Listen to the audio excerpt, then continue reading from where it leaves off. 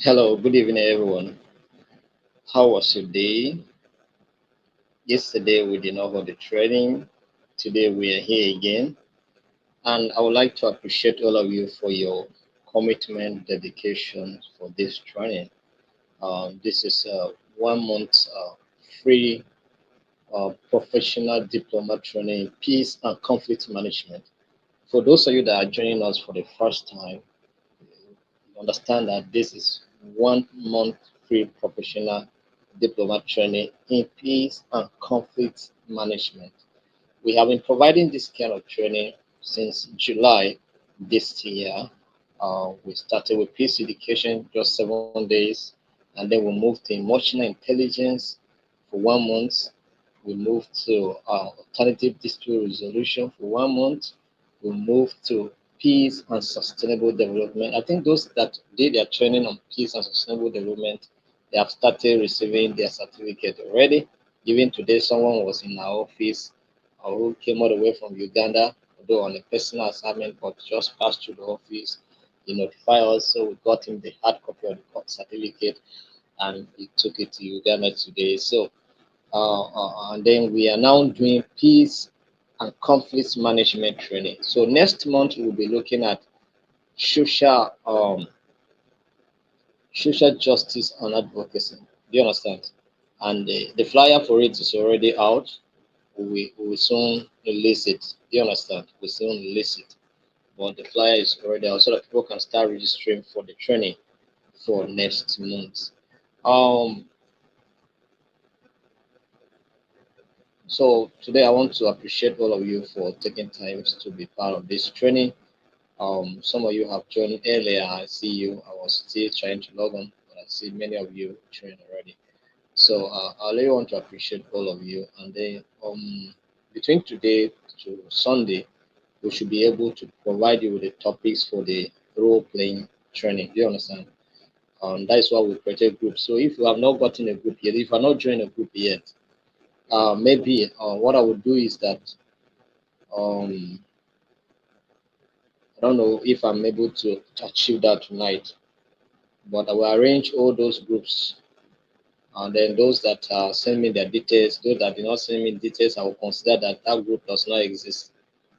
So we assign it to somebody else. Do you understand? So that they will create links and share so that people can join, and then we'll have people in the groups. So once we assign topics, it's going to be easy for you to be able to locate your group leaders, how to chat them, and also how to get participated in your own group. So we hope that everybody will key into this training and participate faithfully to get the right skills that is expected. Today I want us to look at something. Today we are looking at. So if you join us, tell us where you're joining us from.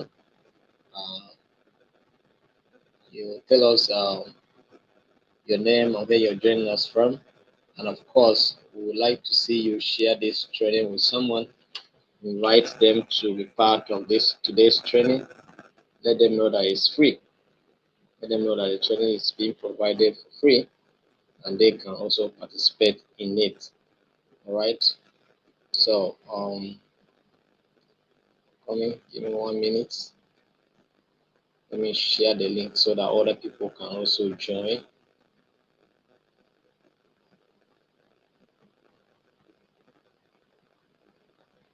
Let me share the link with somebody, with the people in the group so that they can also join. All right. Um, Thank you very much for your patience and understanding.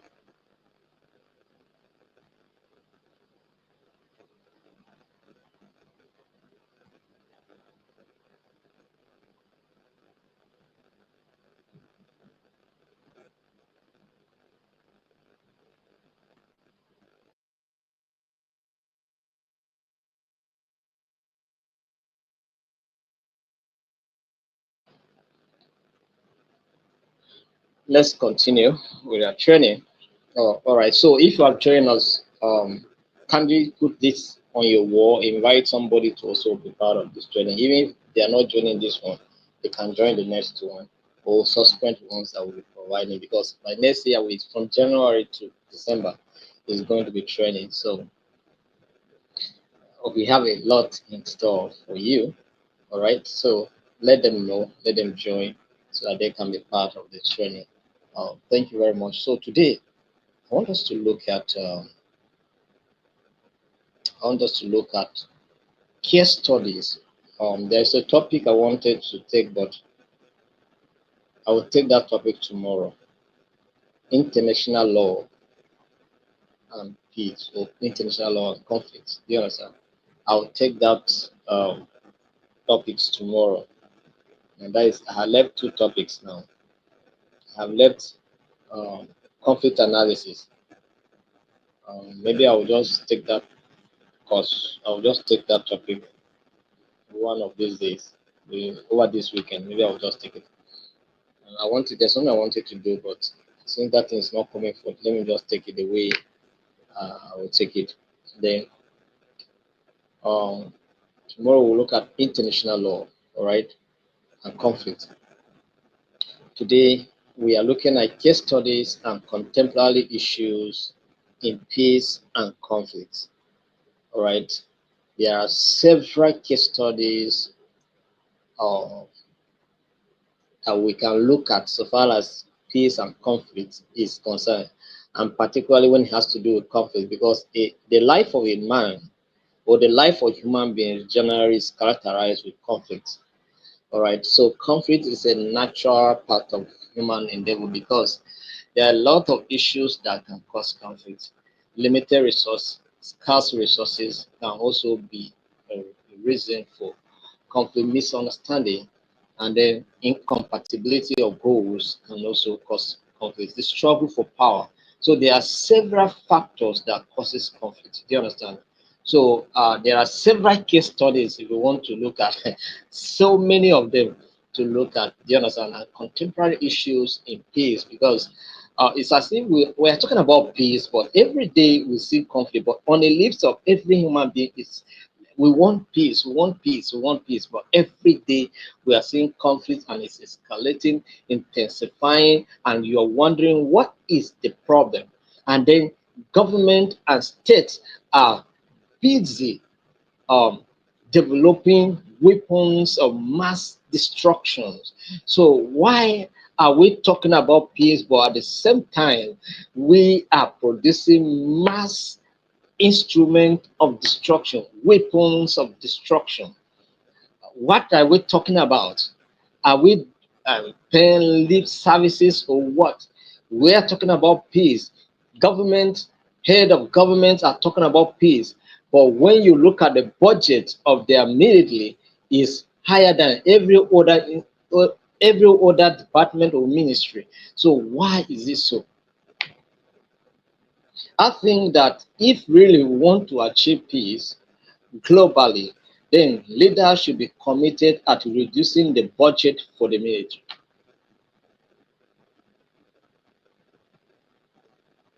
Do you understand? We should reduce the budget for the production of arms and machines that are meant for war. Or do you want to achieve peace by the barrel of a gun? That will only amount to negative peace. Do you understand? So if we really want to achieve positive peace, then we can do more than just producing weapons. I know somebody said that if we want peace, we should prepare for war. Is that what they are doing? No, but we shouldn't get it in that sense. All right? We know that a life of human being generally characterized with conflict, but the preparation for war here should be in a in a peaceful dimension. That is, just arm yourself with the skills, arm yourself with the knowledge on how to deal with conflicts when they arise, not necessarily the weapon of mass destruction. It should be the weapon of wisdom. Do you understand? On how to address conflicts that should be a concern to us. It shouldn't be weapons of mass destruction. It should be weapon of knowledge on how to address conflict they are when they are arrived. You understand? But seems to us that you are talking about peace by one side of your lip, and then another side you are talking war. So the concept of war and peace are coming from the same mouth. Do you understand? So how can we address this issue? It's as if we profess peace, but at the same time, it's as if we are advocating for war by our actions. The mouth is saying peace, but the action is just drumming war. So what are we saying? What are we doing?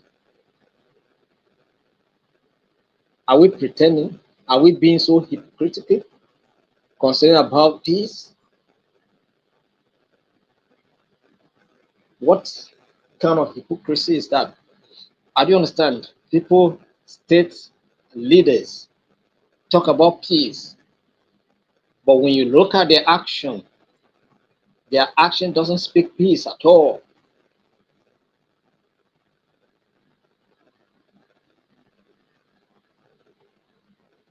In my country, for instance, the military budget, that is the military of defense, the budget for the military of defense was over 1 trillion. 1 trillion in this budget for this year that is going. Do you understand?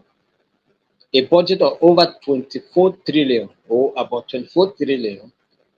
The Ministry of Defense alone took a trillion or more. Ministry of Education, how much?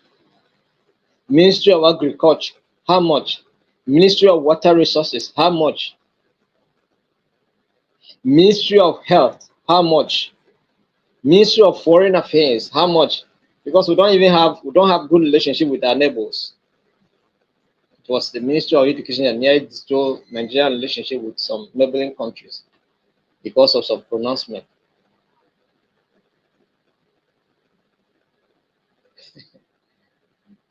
They understand. So when we look at this, the Ministry of Mining, the Ministry of Industry, how much are they taking? They understand just of hundreds of billions, but the Ministry of Defense took 1 trillion, 1 trillion naira. Why? I think you understand what I'm trying to say here. You understand? So you can see the irony. We don't want to pay education. We don't want to. We don't want to pay for labor, Ministry of Labor, so that they can create more jobs. We don't want to pay for Ministry of Youth, which sort of sport activities will be developed, and so many activities will be developed, and young people can be engaged. We don't want to bring industries that will manufacture and produce things, but we are busy pay money for the weapons, go and buy military war for what? And sometimes they use this instrument to brutalize their people. They use this instrument as instrument of intimidation. You understand? So these are contemporary issues in peace that we are talking about here and conflict. You understand? So we have several case studies, like I said. If you want to talk about the case studies of conflict, we have several of them. And then, of course, we have um, some of them that we're looking at. We'll look at the main causes, the historical aspect, the causes, the initiatives that have been taken to resolve those conflicts, and the challenges that have been confronted in trying to address those issues. So this is what we're going to look at this evening, and I hope that at the end of today's training, you will not leave this place, empty-handed. All right, you have something to tell someone if you are asked to talk about the subject matter that we are discussing here today. All right, so we are looking at case studies and contemporary issues in peace and conflict. So now we have several case studies, like for instance, the Syrian civil war is a case study. We have the the Rohingya crisis in Myanmar. You understand? We have the Ukraine and Russia conflict. We have the Israeli Palestinian conflict. These are case studies of conflict that we are going to look at. We look at Ethiopia's Tigray conflict. We look at climate change and conflict. We look at Rwanda case studies, as the case may be. Do you understand? These are issues that are a matter of concern to us so far as this matter is concerned. But um, the, one of the case studies that we're going to look at today, we may look at few of them because there are several of them. So, but we'll just pick few of them and look at them, and then you can decide to go ahead and research some of them so that you can have an understanding of what they are all about. Do you understand? So we are going to look at the Israeli-Palestinian conflict, which is what is happening right now. Every day we are, it's about Israel. In fact, it's so, I mean, the situation is so terrible. Do you understand? The situation is so terrible. Um,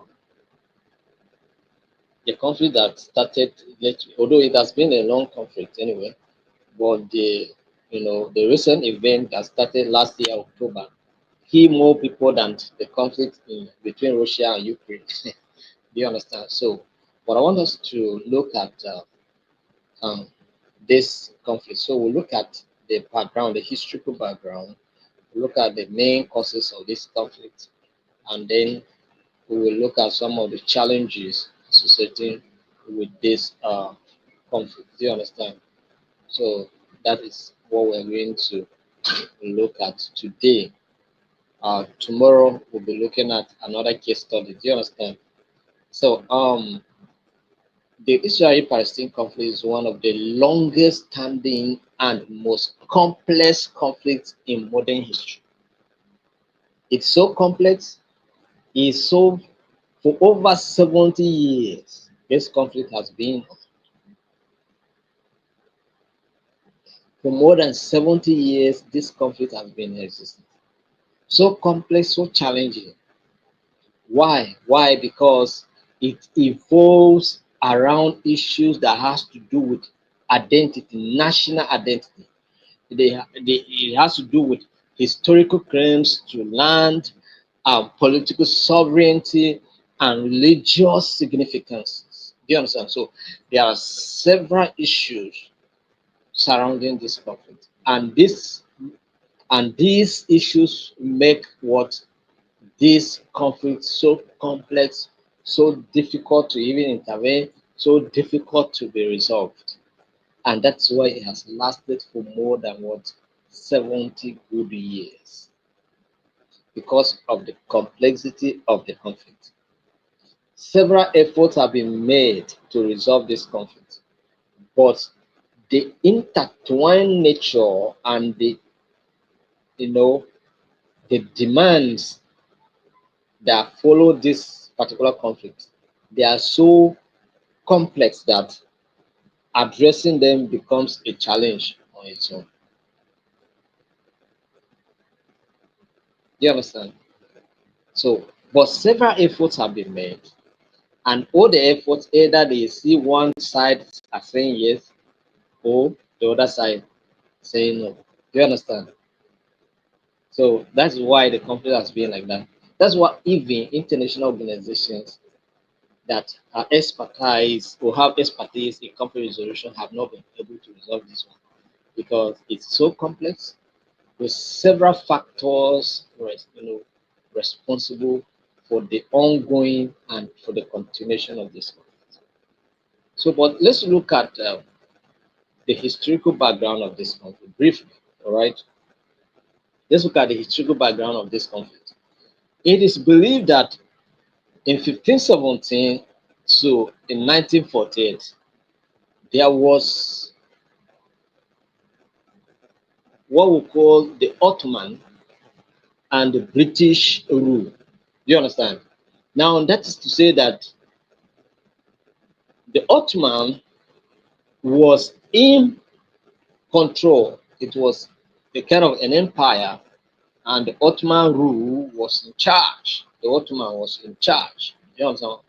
And then, but the advent of colonial masters brought the issue of the British rule in, because there was a war, just like we had the issue of colonial masters even in our country here.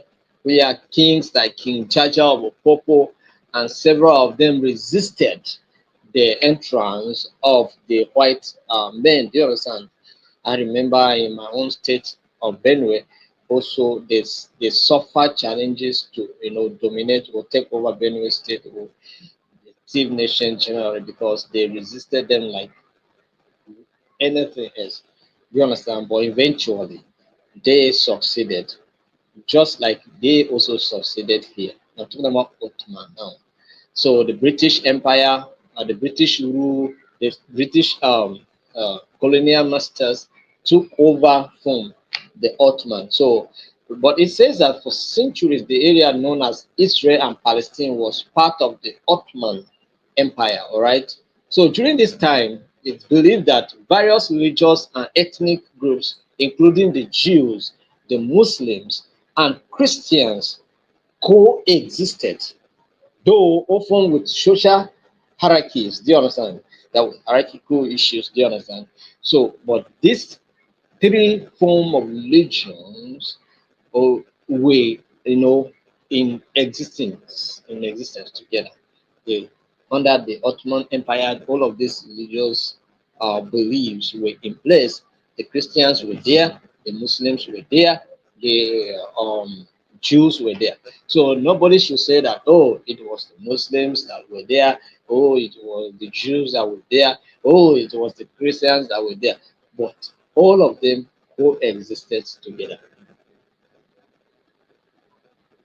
Do you understand? I think today we have some Arabs that are Christian, we have some Arabs that are Jews, and then some Arabs that are Muslim, or majority of them being Muslims. You understand? So let's look at the British mandate. So following the Ottoman Empire's defeat in World War One, that is, the Ottoman Empire suffered defeat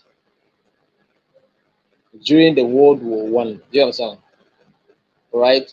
And so Britain gained control over Palestine under a League of Nations. If you if you do not study government, go and study government too, so that you understand what is the League of Nations. All right, under the League of Nations mandate in 1920. So you understand that the Ottoman Empire has been there for quite a long time, just like we too were here, but not particularly under any form of. So we're just there and living as a communist people, living, socializing, and doing our thing until a very standardized group of people just came and said the way you are living is not good. Come and live better. You understand the colonial master. So the same thing happens here.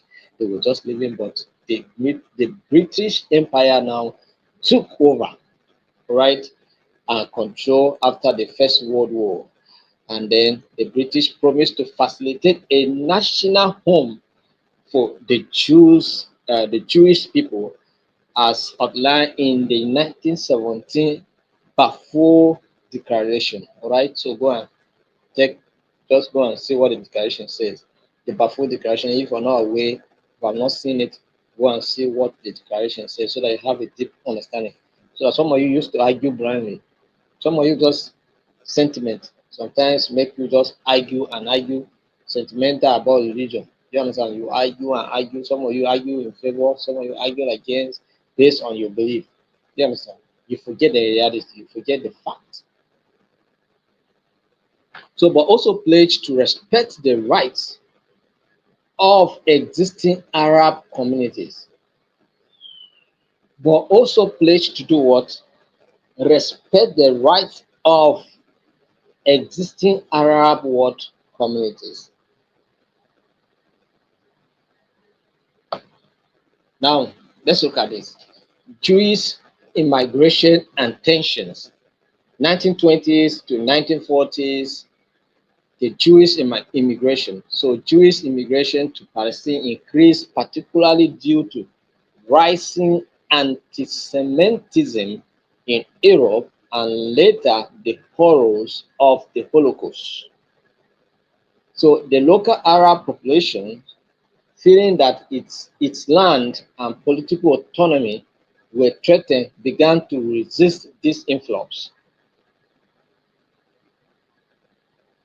Arab revolts. So between 1936 and 1939, Arabs in Palestine revolted against the British rule and Jewish immigration. The British quelled this revolt and struggled, but also struggled to manage the growing tension. So now you see the battle has been there for a while. You understand? So the resistance has been there for a while.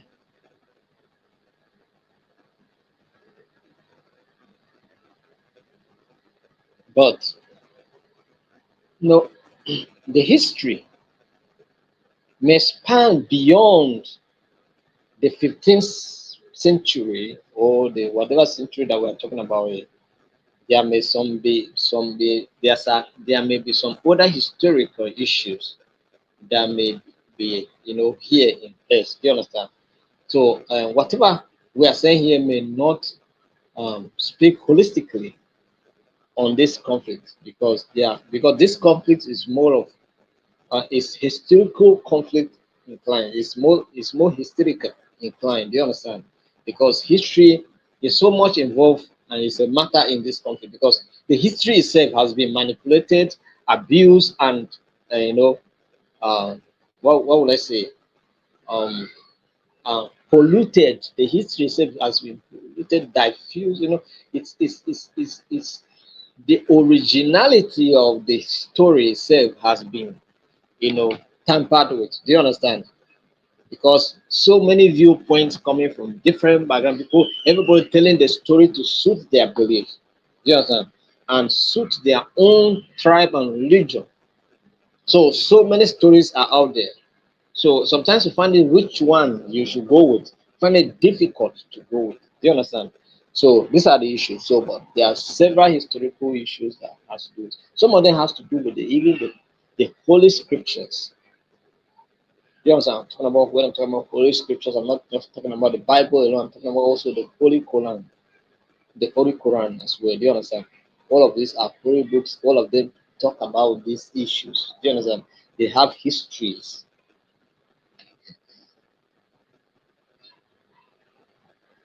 So if like based on my understanding in those days, we have what we call the Persian Empire. If some of you don't know, when we're talking in those days, we were talking about the Persian Empire, the Persian Empire. Some of you doesn't know that Persia is what we call Iran now. Iran is the one that we know the Persian Empire. Do you understand? In those days, Persian. Do you understand?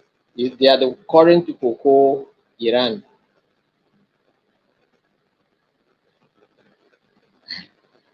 If we talk about Babylon, Babylonians, where is Babylonians then? In the current Pakistan. You understand? And that's where Babylonian was.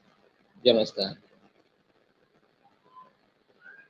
So this has history. So a lot of things have changed, names change, several things change. Do you understand? And many people argue that the current Palestine that we're talking about now were the ones that biblically we refer to as Philistines. Do you understand? Palestine, Philistines. Do you understand?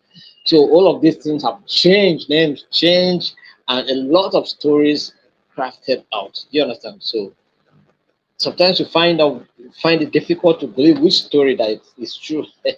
But that's the nature of the conflict. And this makes this conflict so complex and so difficult to resolve.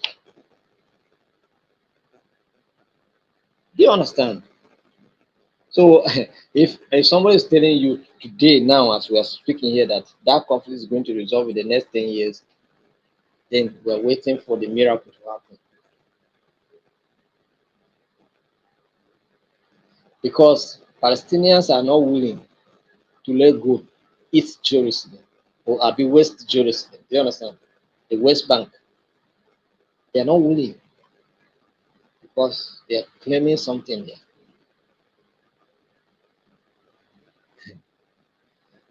So they are not willing to let go. They consider it to be part of their territory. Do you understand? So they cannot let go.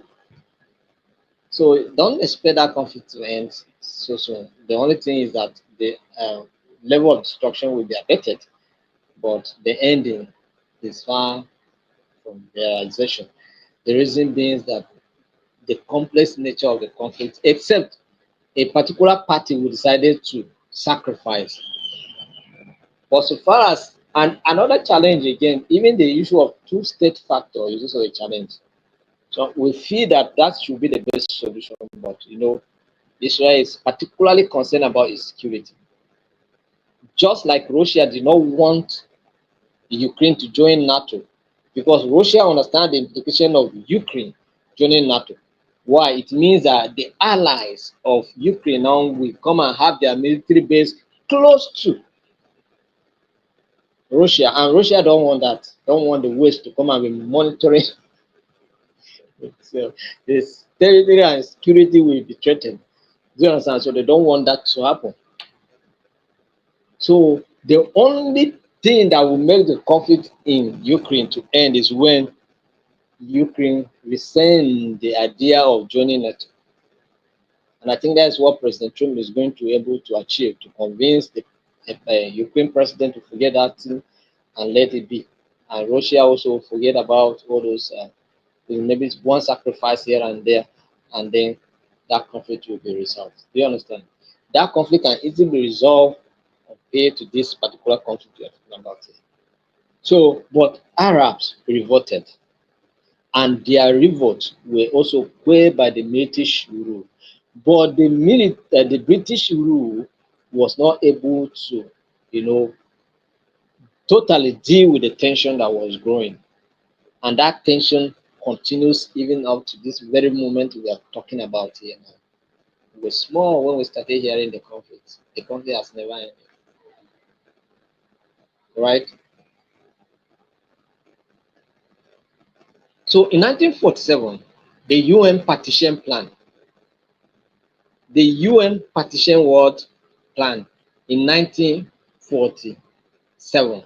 So after World War II, the United Nations proposed a partition plan to divide Palestine into separate Jewish and Arab states.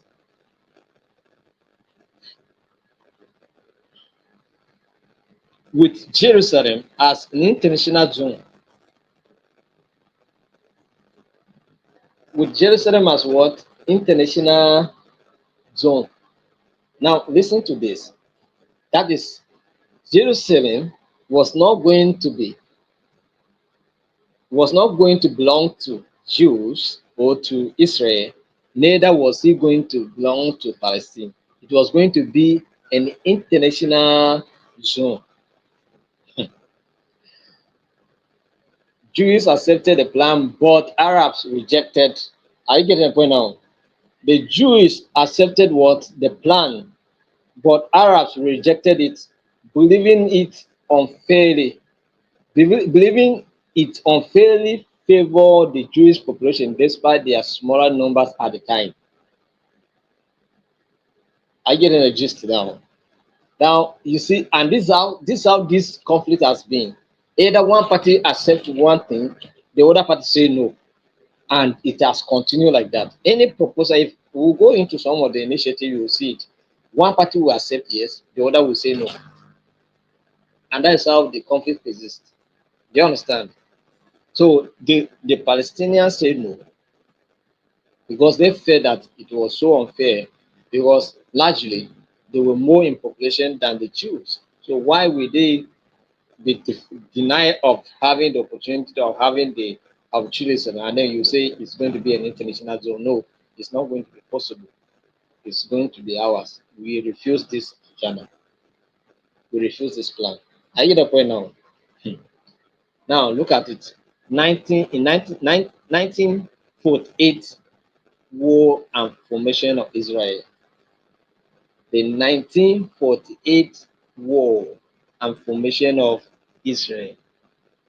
So when the state of Israel declared independence in May 1948, neighboring Arab states supporting Palestinian Arabs launched an invasion, leading to the first Arab-Israeli war.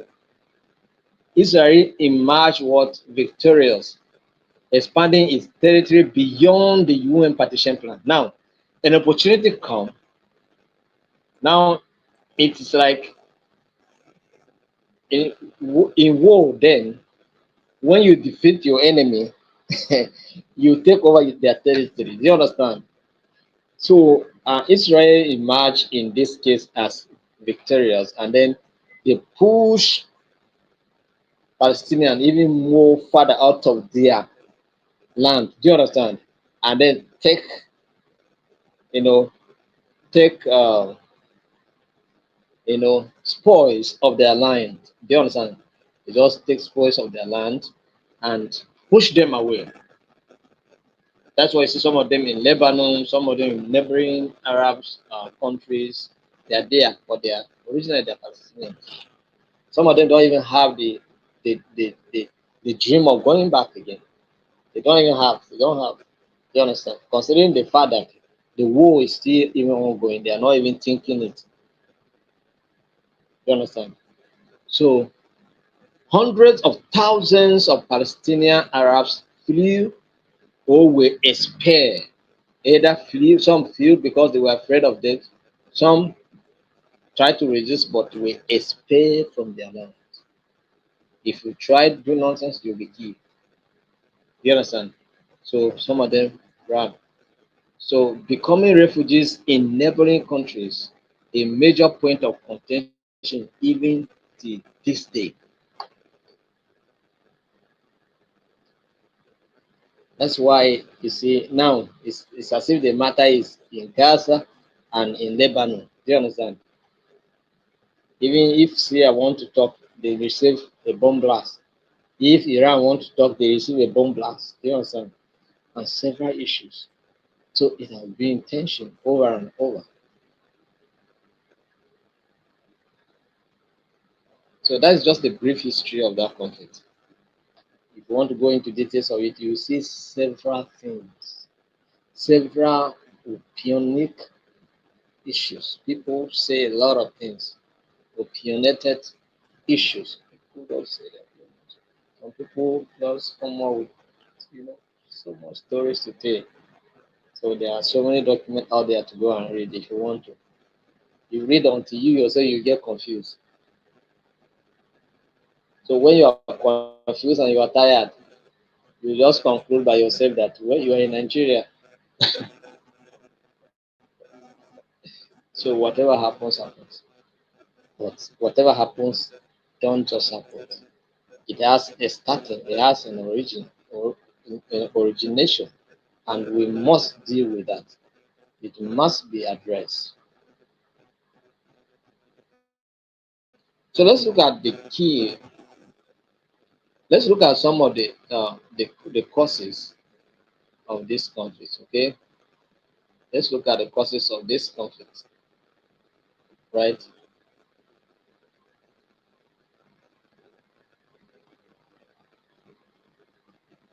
Let's look at some of these causes.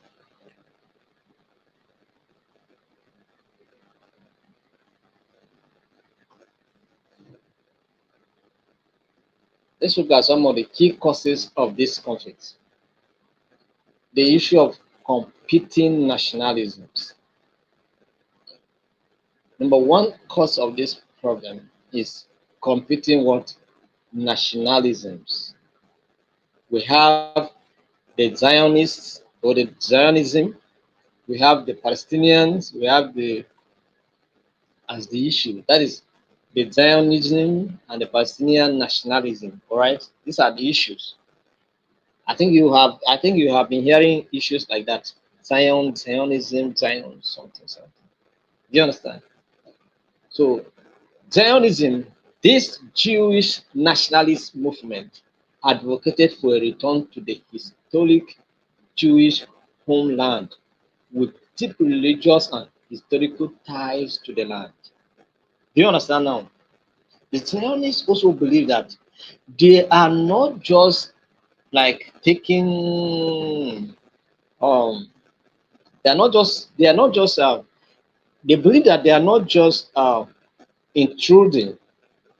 For them, they are coming back to their homeland. Now, if you go through biblical scriptures, you hear stories of when the Jews were taken into captivity by the Babylonians. You hear the story of Daniel in Babylonians, how they were doing with Esther and all of them in Babylonia, them slaves. Do you understand? How all those stories of Prophet Jeremiah saying that people will take into captivity and at the same time, after 70 years, all those stories. Do you understand? All those stories of Israel staying in Egypt for how many years? Do you understand?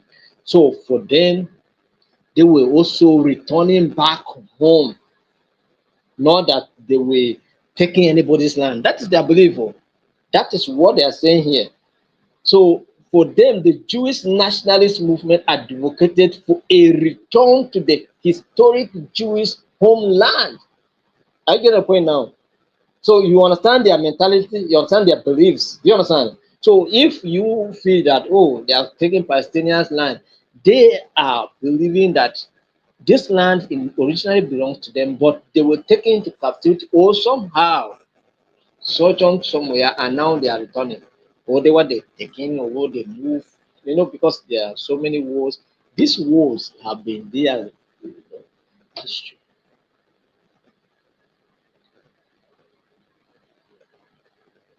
Like I told you before, the current Iran, the state of Iran, is what we call Persia, the Persian Empire, Persia and Media. Do you understand? Medes. So,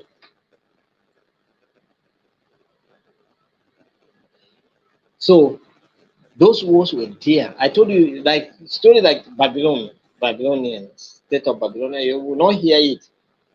You will not hear the name like Babylonians or Babylonians. But do you know where it is? Pakistan. Do you understand? So you go and just check some of these things you see. All right. So now, so this the Jews nationalist movement. No, just say we are returning home. We are returning to our homeland. Do you understand? So with deep what religious and historical ties to the land, religious and historical ties to the land. Are you seeing the challenge now? This is where problem is. So with deep religious and historical ties to the land. Hey, oh my goodness. All right. Let's look at something. We have what we call the Palestinian nationalism. All right. The Palestinian what nationalism. The Arab residents of Palestine sought autonomy and later a sovereign state, opposing the establishment of a Jewish state in what they saw as their homeland. You see the challenge, right? So the Israelis believe that they are coming back to their homeland. The Palestinians are claiming that this is their land. All right, we are coming back home. Someone here is claiming that it is my land. All right, it's my land. And now, if you go to if you go to if you go into if you study Bible very well, and for some of us that we're student of Bible, where we used to recite Bible verses and they do quiz competition. So we ransack the Bible and bring out so many issues. Do you understand? When um, when we talk about the promised land, which we call the land of Canaan, do you understand? Then you see where okay, the Israel were coming out of Egypt. This is the belief, and this is what the Bible says. Coming out of Egypt, and when they got to a particular place, Joshua, Moses sent some spies to go and spy the land of Canaan and come back. All right, and so when they went there, they came back and they came with a story. All right, when they went, they came back. Did they say that the land was empty? There was nobody there? No, there were human beings there. And so, who are those human beings? This thing we are talking about now should make meaning to you. All right. Palestinians nationalisms. Arab residents of Palestine sought autonomy. All right. So all those ones are the Persians, the Philistines, as in those days, the Edomites, the the all of those ones, right? The Jebusites, all of them were what we have today as Arabs nations. Do you understand? The Arabs nations. Do you understand? And they were there. So the people came back and told Moses, "We see the Anaks, that is the giant people, and in their eyes we are like the grasshoppers." Do you understand? So there were people there. It was not an empty land. People were there. People were living there, and these people said they were going to their own land. And the other people say we are in our own land. So you see how this conflict, because it has to do with religious issues, it has to do with belief systems, it has to do with a lot of things, a lot of claims here and there. So you see how complex this conflict is, right? To resolve. It is now that it's hardly for people to fight war and take territory like in those days. In those days, people fight wars and take territory. Do you understand? Take territory. Even in Nigeria here, we experienced that as a time point when even some nationalists or some tribes were trying to take over some certain other tribes, and there were resistance here and there and all of those stuff. Do you understand? So there were fights here and there. They will talk about the Kurarafa. Do you understand? When we talk about the Parafite kingdom, we will talk about the Jukuns, the thieves, the Igalas, the Edomans. Do you understand? All those things. There were war going on there. Just to each of the nationalities, the nations trying to the nationalists trying to take over some territories. Do you understand? And settle there. Do you understand? And so that is it. If you go and read the story of the Tea people, they will tell you the story of how they journey from Congo and they cross the river and the snake helped them to cross into the present place where they are today. Do you understand? That's why if you go to my place, there's one particular snake, they don't kill it, they call it the carrion snake, that green snake, small, tiny like my finger. They don't kill that snake. Personally, we don't kill it. I myself, I grew up seeing the snake, but we don't kill it. Sometimes in our thatch houses, it stay there on our roof. Do you understand? It will be in our roof, but we don't kill it because it's practically harmless. It doesn't harm anybody. Do you understand? It's a snake, but it's practically in the roof with us, and it doesn't harm anybody, so nobody cares to harm it. Do you understand? So nothing concerns. And the belief here is that this particular snake was the one that was responsible for the crossing of the river because it stretched itself over the river and the people crossed to where they are today. And where they were at that time, they fought conflict, they fought war to maintain that place because when they arrived, there were other nationalists or nations or tribes that were there. Do you understand? Like the Jukun, the the other ones, they were there. Do you understand? So they have to they fought war to get the place where they are. So in those days, people were moving and fighting and taking territories. Do you understand? Fighting and taking territories. The Fulanis where they are in Nigeria today is as a result of fight. They fight and take territories. Do you understand? So we have those kind of things happening in those days. So it was not a strange thing for people to come and fight if they overtake the if they defeat you, they take your territory and they spare you out. Do you understand? And sometimes exterminate you and take your territory. Do you understand? So in these things was happening. So that's what we say. It say here that the Arabs, the Palestinians at that time, they revolted. But what happened? The Israelites defeated them and pushed them and spared them out of the land and take over the land. So these issues were there. Now they can really believe that this land belongs to us. These people here say this land is our own. I don't know that you're understanding this story that I'm trying to. I'm just trying to bring out something. I'm just trying more. I'm throwing more light so that you understand what we're trying to deal with here. So when you are here wondering why this conflict is not ending, when will this conflict end? See the complex nature of this conflict. That's what I'm trying to. This is the picture I'm trying to paint in your head now, to see the complexity of this conflict and it is why it's becoming so difficult to resolve this conflict. Religious struggles or religious significance. Religious significance is also another cause of conflict, of this particular conflict. Jerusalem holds profound religious significance for Jews, Muslims, and Christians. I get a point now.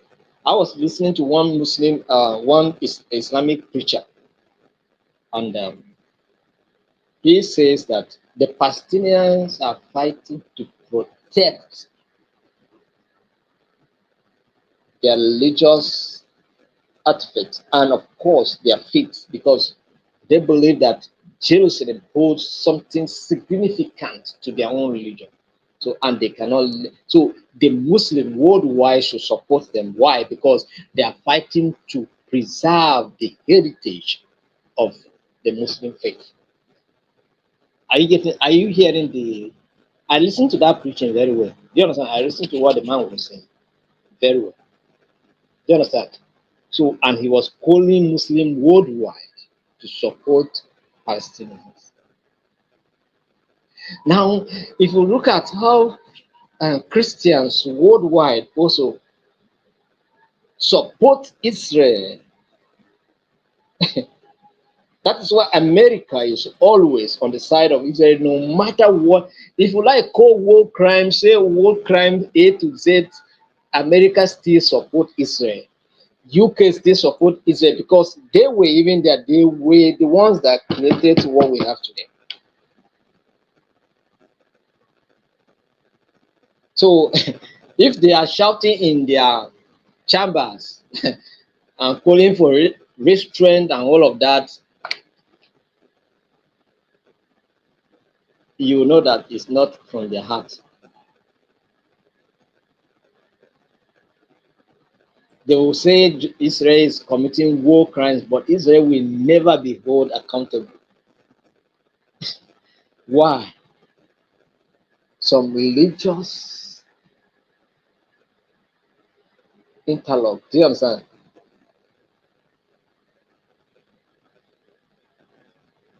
So the Christians are yearning to ways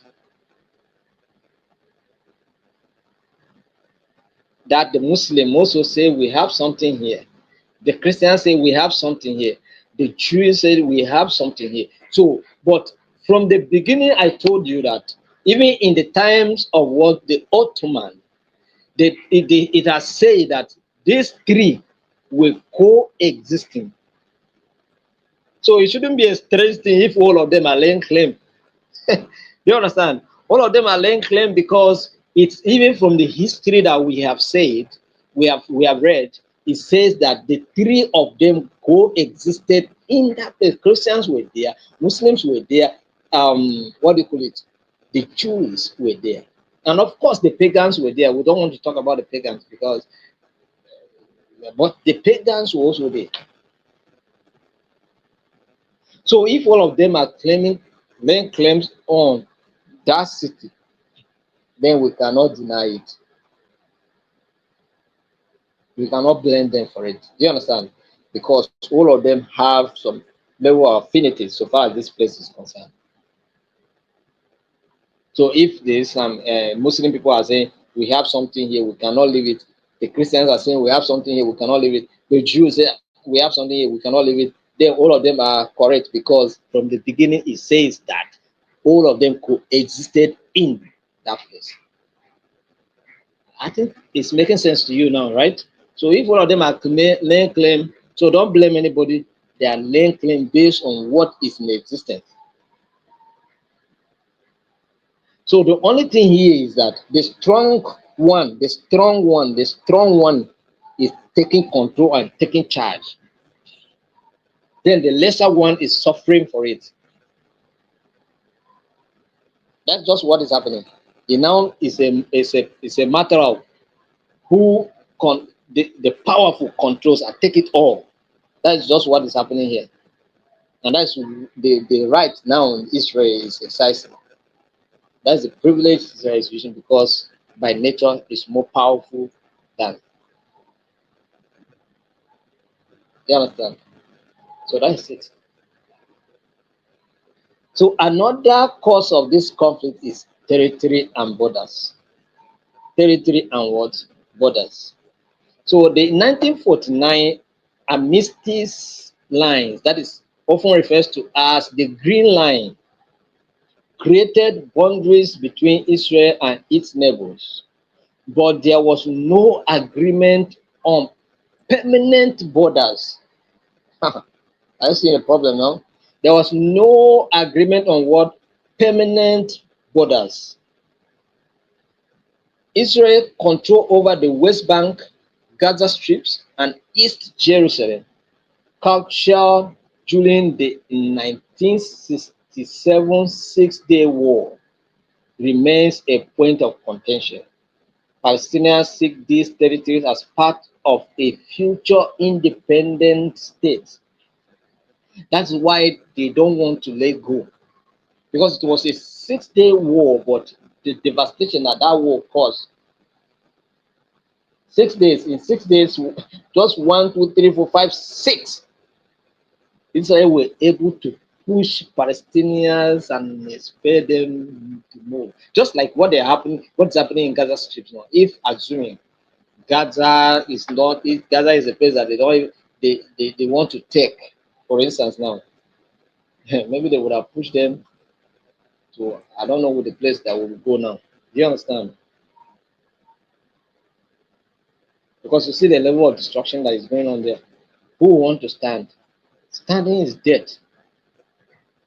So the best thing for you is to move and move.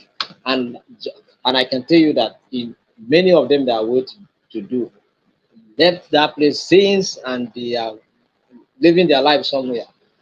You understand? Even the Hamas leaders themselves that caused the war, some of them were in Qatar enjoying themselves. The other one that was key in Iran, he came from somewhere. I think he came from Qatar to attend the swearing and then he was killed.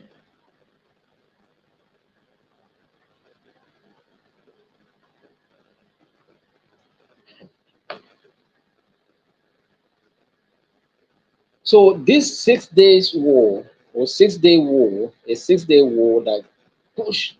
So these places that Israel took are the places that are also more contentious because the Palestinians are demanding for the release of those places because they believe that this, is where they will consider as their own when they finally get their own state. You understand? When they will finally get their own sovereignty. And that is one thing that Israel is not tolerating at all. The reason is that, like I told you, once the Palestinians get their own independence, Iran can have their military base in that even West Jerusalem. Do you understand? They can put there because they say that place is going to be their capital. Iran can come and put their military base there and be prognosing in Israel's territory. And do you think Israel will allow that?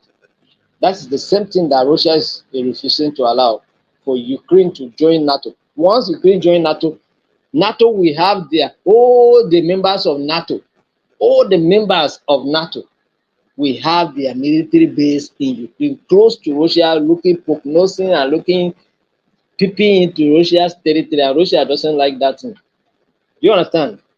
Don't want to tolerate it. So that's the same thing we're talking about here.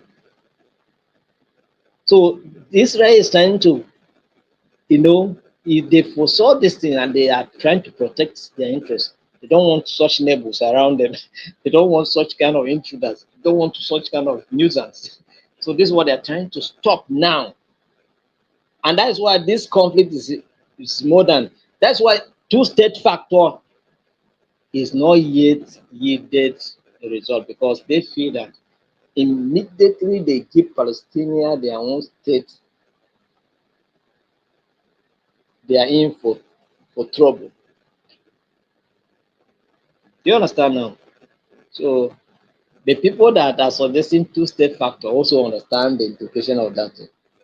And that is why the UN cannot enforce it to happen.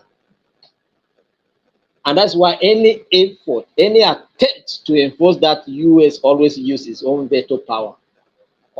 Quench it. Do you understand? So that is the issue. So some countries say we recognize Palestinian as independent state. Oh, sovereign state, where does it go? Has the United Nations recognized Palestinian as an independent state? Are you understanding international politics?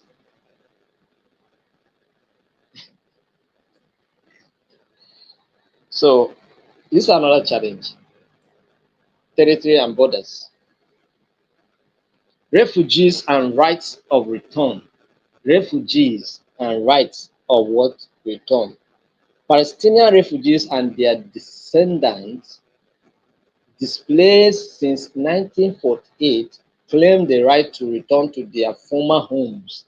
If Israel claimed the same rights of return, which they say we are the Zionists, they advocated for the right to return to their homeland, then the Palestinians also are saying that we too can return to our homeland. Are you understanding something? So these are the issues. Are you understanding now?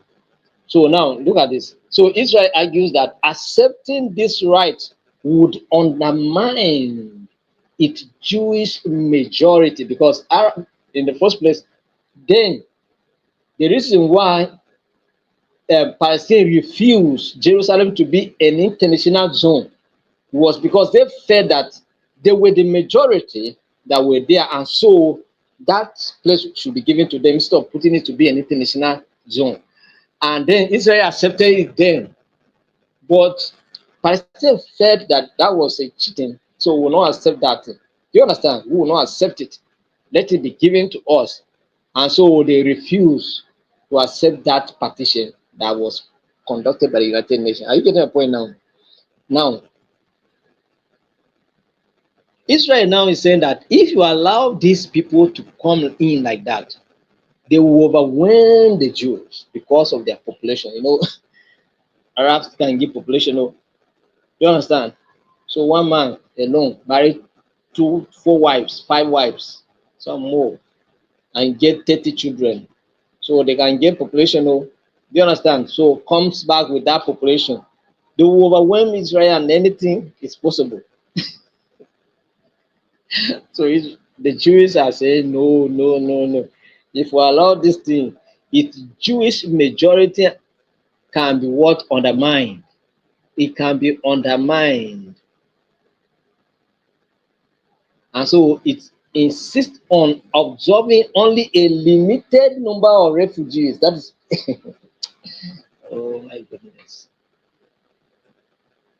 Only few will only allow few to come back, but not all. They should stay where they are. Stay where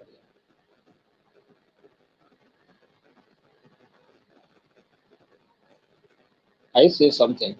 So security and violence, waves of violence, including the two intifadas, that is Palestinian uprising in the late 20th century, have deepened mistrust on both sides. Militant groups like Hamas have carried out attacks against Israelis, while Israel's military responses and occupation policies have fueled Palestinian resentment and resistance. Are you understanding it?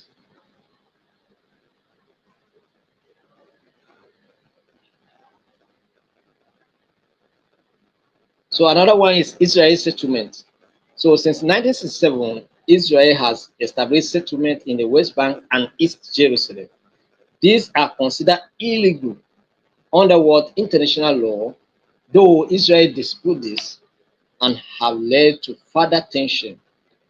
These have led to further tensions. The settlement creates a fragmented landscape that complicates the establishment of a contiguous Palestinian state. Do you understand what they mean contiguous here? That is, if at all now you want to create a Palestinian state, those settlements now have made issues so difficult, because they have built settlement, Israelis are settling there. So you want to create a state. How okay, like okay, you say West Bank. How are they going to deal with the Israel that have settlement there now? Do you understand? It's going to be very, very difficult. So it's complicated the whole issue. The strategy to make things look so impossible. You understand? And but those territories, those settlements have been considered to be what illegal. So let's look at some of the initiatives that have been, put in place to see that this conflict is resolved. Let's look at those initiatives. What are those initiatives, and what is the outcome? We have several of them here, and we'll look at the outcome of those initiatives. Do you understand? All right. Let's look at those initiatives.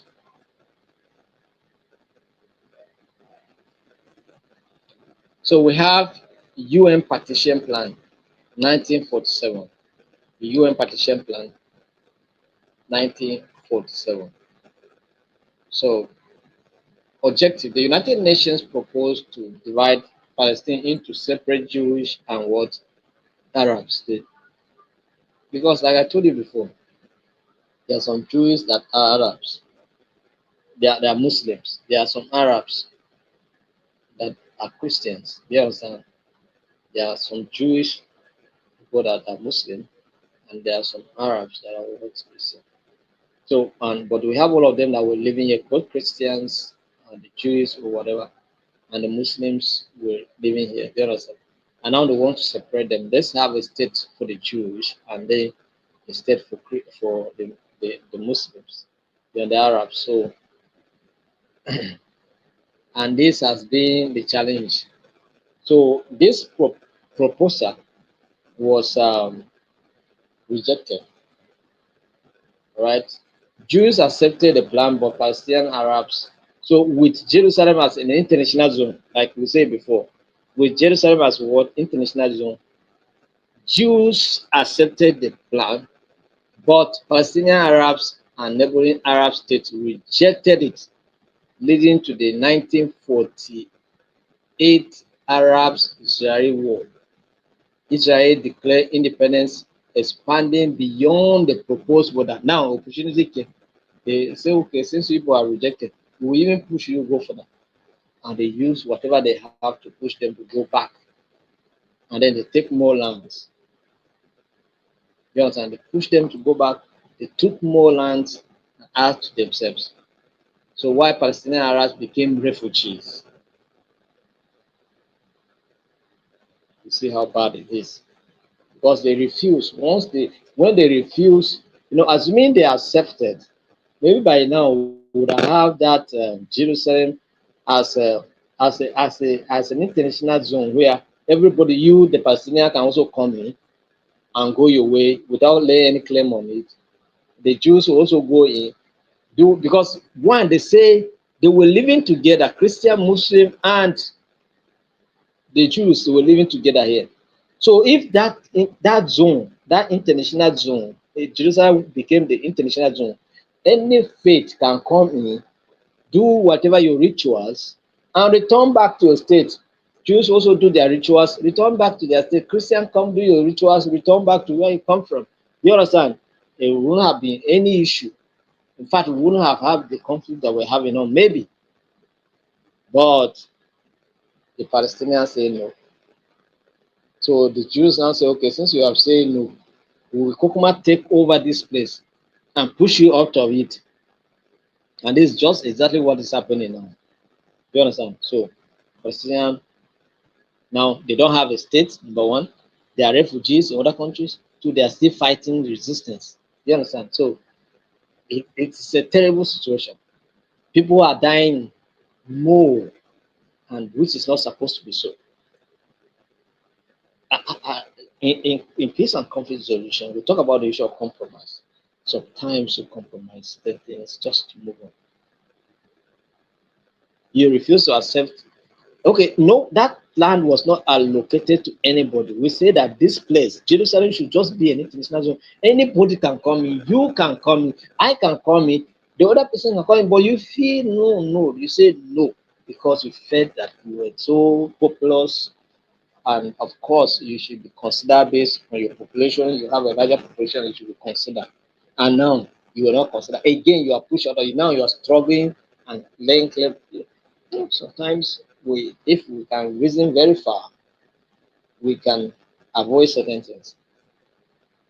So now it's becoming a problem now. Even now, to even come close to that Jerusalem now that Jerusalem now, Trump recognized it as the capital of Israel, move the U.S. embassy from Tel Aviv to Jerusalem.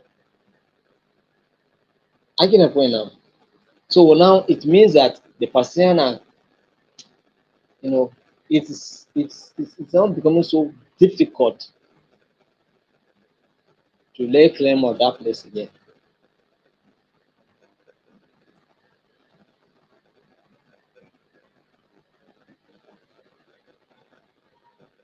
So number two initiative to resolve this conflict is the Camp David Accords in 1978. Camp David Accords in 1978, projected brokered by the US President Jimmy Carter. These agreements aim to establish peace between Israel and Egypt, right? While primary focus on Egypt-Israel relationship. They also outline a framework for Palestinian self-governance in the West Bank and Gaza.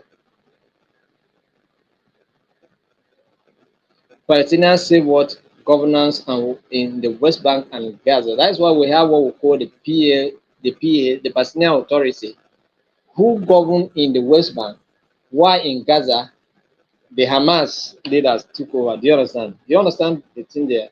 That's we have a control of the Palestinian government, which is being recognized by Israel. They say govern themselves in the West Bank.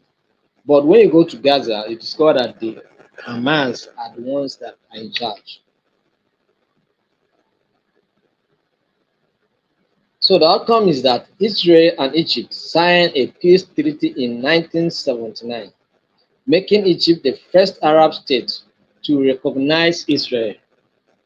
While it succeeded in fostering Israel-Egypt peace, it did not lead to Palestinian independence, as the framework for self-rule was not implemented. So now, but some now that same rule was not implemented, but there were elements that were put in place to facilitate that to happen.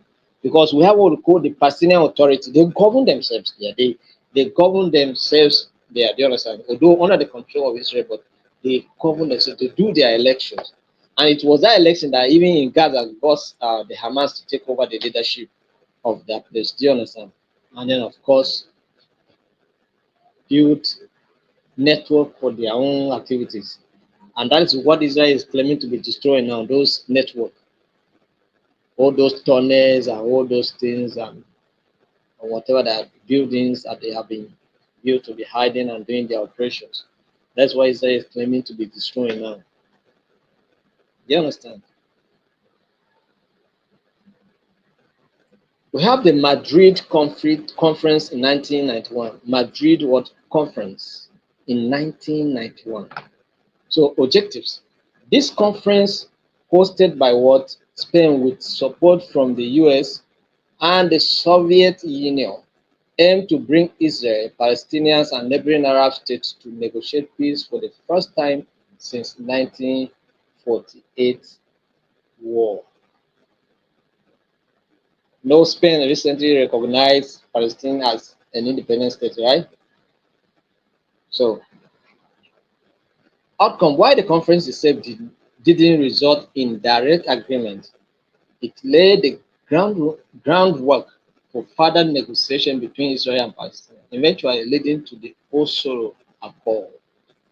Oslo Accords. Okay, so let's look at Oslo Accords. 1993 to 1995, projected secret negotiation between Israel and the Palestine Liberation Organization led to a series of agreements aimed at achieving a two-state solution. The accords established the Palestinian Authority, which I was talking about, Palestinian World Authority, for limited self-governance, self-governance, and call for Israel's phased withdrawal from part of the West Bank and Gaza.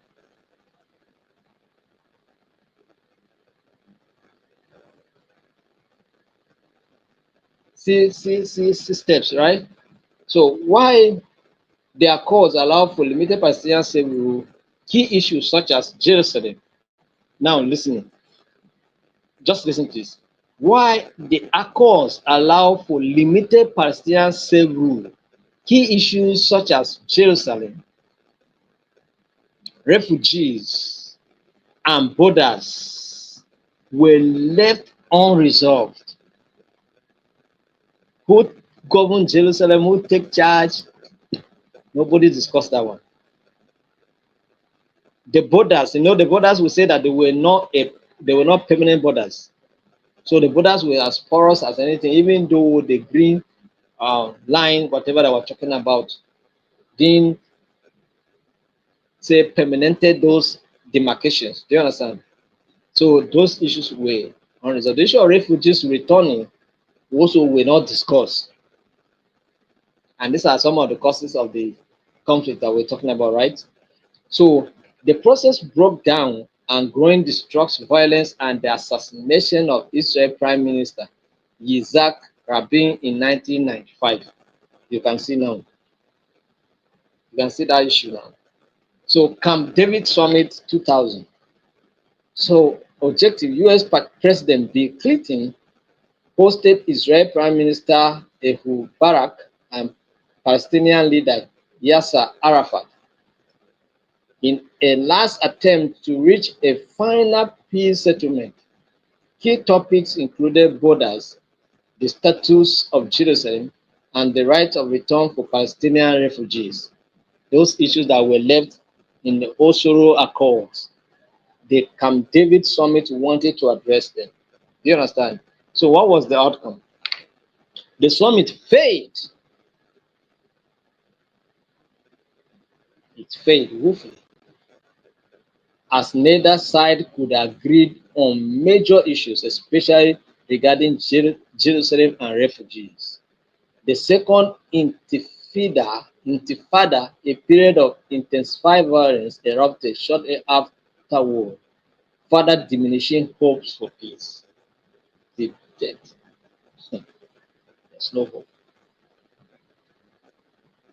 So you are seeing the challenges. All right. So we have the roadmap for Peace 2003 objective proposed by the US, the EU, Russia, and the UN, known as the Quartet. The roadmap outlines steps towards a two-state solution, including Palestinian statehood and security guarantees for Israel. So it called for an end to violence, Palestinian reforms, and an Israeli settlement freeze. Right? And Israeli settlement was freeze. That is, those settlement Israel established should what freeze. So outcome, both sides initially accepted the roadmap, but implementation failed. Israel continued settlement expansion. You understand? That is, they accepted that the expansion of settlement should stop, but when the implementation, that was in the level of agreement, but in the implementation was why. That is, the implementation did not go as accepted or as planned. You understand? So, and that is one thing in plan and implementation. It's possible that you can agree on something and do something else.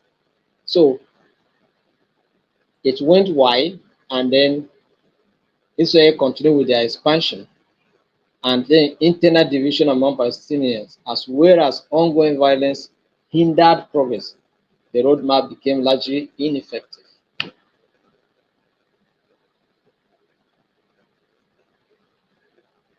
All right. So the Annapolis Conference 2007, hosted by US President George Washington Bush, the Annapolis Conference sought a final agreement on two states, encouraging Israel and the Palestinian Authority to negotiate core issues such as refugees, borders, and Jerusalem. These three issues are the main contentions here. You understand? So outcome, though the conference marked a renewed commitment to peace, it did not result in a binding agreement.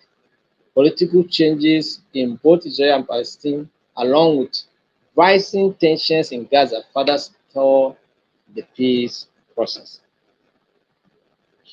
Because one thing will just come to scatter whatever agreement that is put in place. Like maybe some group of people, maybe Palestinian may feel that, oh, this agreement is not working as we wanted or as expected. So they will attack. Do you understand? Oh, the Israelites may feel that this thing may not work as we want, so let's do something to trigger something. So sometimes they will do something that will cause the Palestinians to feel bad and then attack, and then conflict escalate, and then everything scatters. It's like we are going back to square one. Do you understand? Like the issue now, it has scattered a lot of several effort and agreement and arrangement. Now it's like we have come back to square one. Now we have to go back and negotiate again. Are you understanding this thing? So we have 213 to 214 Kerry negotiations. So the US Secretary of State John Kerry launched talks aimed at reviving peace negotiation and reaching a framework for what for a two-state solution, including addressing security, borders, refugees, and the status of Jerusalem. What is the outcome? The negotiation ultimately collapsed in 2014 due to deep divisions on key issues, continuous Israeli settlement building, and internal Palestinian conflict between Hamas and the Fatah. Was this the one that was, we call them the PA, that is the PA authority, that's the Palestinian Authority, are not working in line with the Hamas. They are pursuing different agendas. Do you understand? And so, of course, Hamas felt that those ones are not doing the right thing, and the way they are going, maybe it may not give them hope of getting what they want at the end of the day. So it's better to go the other way. And that's why we're having the conflict we're having now. You understand? But that Fatah, the PA are not just they are not for violence, they just want to continue to have their own peace. Then lastly, what we're going to look at, or two more, we have the Trump peace plan. Trump, the one that is re-elected now, Trump peace plan 2020. The Trump administration unveiled a peace to prosperity plan proposing a two-state solution. It proposed economic development for Palestinians and envisioned a Palestinian state in parts of the West Bank with a capital in East Jerusalem suburbs, while allowing Israel to annex large settlements. While allowing what Israel to annex what large settlements. So the plan was widely rejected by Palestinians, who saw it as bias in favor of Israel interests because annexing a large settlement, what does that mean to you? So the plan did not uh, so who saw it as bias in favor of Israel interests as it will allow Israel to retain most of its West Bank settlement. Are you getting the point now? The plan did not lead to any direct negotiation, though it did coincide with the signing of the Abraham Accords. So let's look at the Abraham Accords, and that's the last one we're looking at. The Abraham Accords, this agreement normalized diplomatic relationship between Israel and several Arab countries, including the United Arab Emirates, the Bahrain, Sudan, and Morocco, with encouragement from the US. So outcome, Egypt already has no problem with Israel. Do you understand? So while these accords mark a significant shift in regional relations, they did not directly address the Israeli-Palestinian conflict. The Palestinian Authority viewed them as a betrayal, as they did not advance the Palestinian cause, but rather demonstrated Arab state willingness to pursue peace with Israel independently. Do you understand? So some of those states just have their independent peace, arrangement, not minding what's happening there. But if you look at these issues, all of these issues are still based on the stories that used to go on. Because sometimes some of these empires used to fight to dominate. Some of those kingdoms used to fight. Sometimes they'll call war and come together to fight. But sometimes they go their separate way. Do you understand? So those issues have been there. They have been there ever since. So let's look at current challenges and the path forward. Sorry, our time has expired, but we know we started late. But we started 10 minutes behind schedule. So let's say we have 3 minutes to finish. All right. So current challenges and the path forward. Two state versus one state debate is a challenge. Two state versus what? One state debate. The possibility of a two-state solution is debated, given what ongoing settlement expansion, territorial fragmentation, and political divisions, which are the strategies Israel is putting in place to make sure that these things become so difficult to even discuss. And they have the means, they have the authority, they have the power to make it happen. So they're making it happen. So it's becoming so even difficult to discuss it. So they are doing this to make sure that they frustrate every effort and make these Palestinians accept their fate and just accept whatever given to them as state and move. So humanitarian crisis in Gaza. Gaza remains under severe economic conditions, further complicated by internal Palestinian political conflict between Hamas and the Palestinian Authority. They themselves are not on the same mission, pushing different missions, different intentions, different interests. And so it's like a snake biting against itself. And so it's becoming so difficult. Do you understand? So, and the humanitarian crisis there is quite difficult to address. People dying, children dying of malnutrition and all of that. International community role. The international community's role, that is, despite various attempts, peace initiatives face challenges from shifting regional alliance, complex US policy stance, and global divisions over approaches to the conflict. Even the globe itself. Sometimes, even when the General Assembly, the United Nations, the General Assembly, that's the head of states, make noise. It still doesn't work.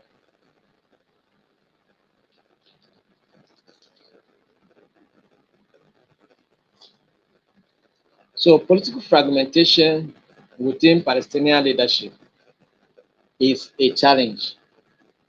The division between the Hamas and which govern what part of the West Bank and Hamas which control Gaza has weakened political or Palestinian political unity and bargaining power. You understand? So Hamas and the PA have conflicting ideologies and strategies, making it difficult to because Hamas want it anyhow we want it, we want it. But the PA are going gently, deploying all diplomatic means to see if they can grab something and go with. Do you understand? But Hamas want it now and by force to collect it. Israeli settlement in the West Bank. So Israeli settlement have expanded throughout the West Bank, and these things have become a challenge. Security concerns and violence. Jerusalem and religious sites, which all the religious groups claim rights over, are also a challenge. Palestinian refugee crisis and the right of return, another challenge. Economic inequality and humanitarian crisis. Yes, majority of Palestinians are poor. They don't even have a job, they don't have anything. You understand why the Israelis are doing well. So all of this exacerbated the crisis. You understand? Regional geopolitics. Yes. So recent normalization, like Israel having good relationship with their other Arab neighbors and others, don't be a problem, it's a challenge. International involvement and polarization are also some of the challenges. What is the prospect for peace here? Are there any prospects for peace? Yeah, we have two-state solution. Your President Tinubu of recent in Saudi Arabia mentioned this that we are still supporting two-state solution, right? So despite challenges, the two-state solution, an independent Palestinian alongside Israel is still supported by many international actors. Your president supported it. The idea is theoretically viable but complicated by settlement expansion. Do you understand now? And it's a strategy that is putting in place to make it so difficult because they have the means, they have the power. So they are doing it to make it difficult to get that happen. And even if eventually it happens, even the West Bank, Palestine will not get. You understand? Not to talk of Jerusalem. They will not even near it with that expansion if it continues the way it's going. You understand? So for a two-state solution to succeed, there will need to be significant compromises on border. There will what need to be significant compromises on border security arrangements and potentially land swap. Land swap. That's if Israel can say, okay, despite the fact that we have 50 settlement, you can take this one and take this one. It's possible. Or the Palestinians say, well, let it go. We don't want any more. We can go our own way.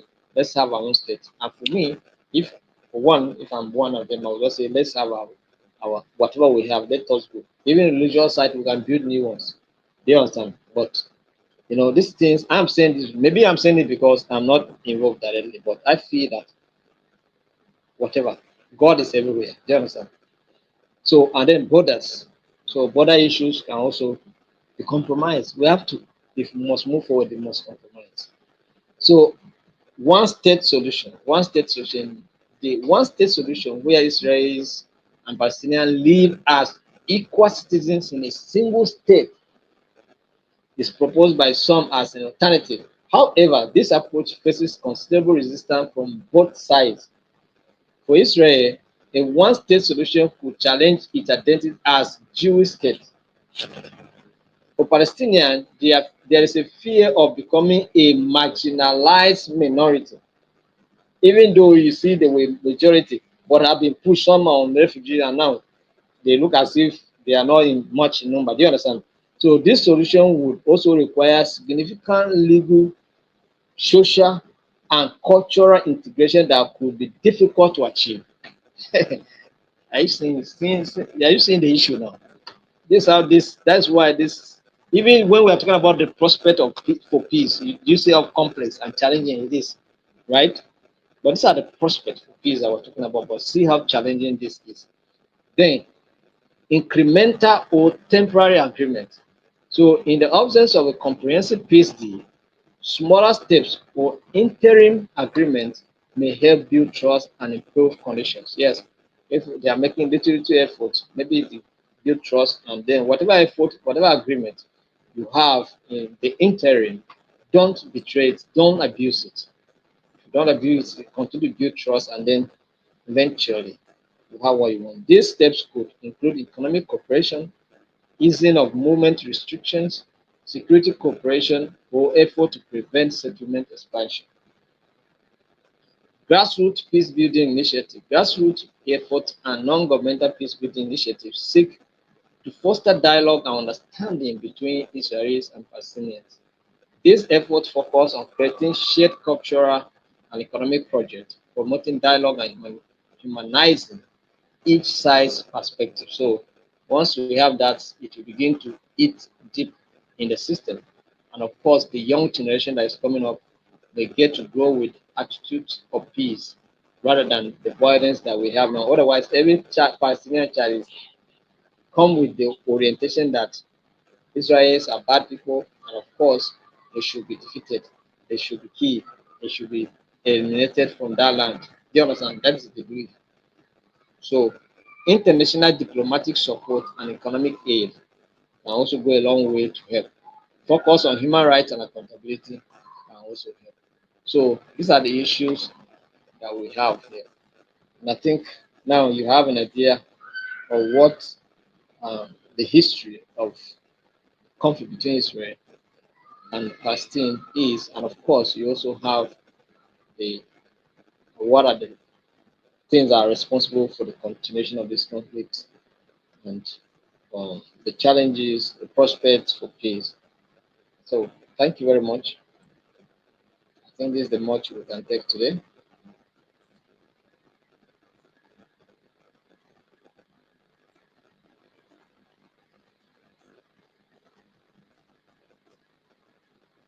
Somebody is asking, can the land swap happen between the Israel and the PA, that is the Palestinian Authority? It's possible, but there are elements of mistrust in between now. Despite the fact that the PA is using different structure and different approach, it's possible that they can experience that. But with the state of things now, where there is high level of mistrust, it is practically impossible. You understand? It's practically impossible until they are able to build some level of understanding, level of trust in their relationship that they can be able to, address that challenge of swapping land. So, but it's possible. But it's possible, But certain things must happen before that can be achieved.